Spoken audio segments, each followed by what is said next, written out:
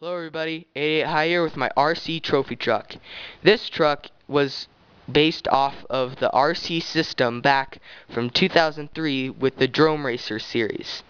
So first, let's start off with the basic RC system. The RC system has three main components.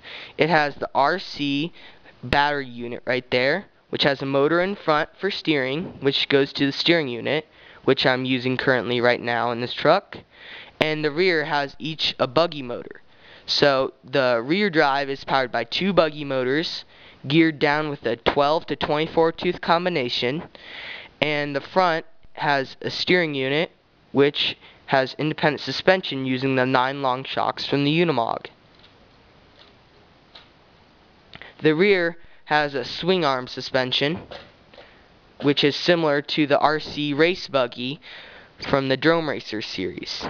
But the thing is, I geared it down more using a 12 to 24 tooth combination. Each tire has a mud flap, which helps from rocks to come up into the body. I also have a blower up there and a Technic flag back here along with a spare tire. Now let's see it drive. Here's the RC controller right here, the racers, and there's drive, steering. Let's go.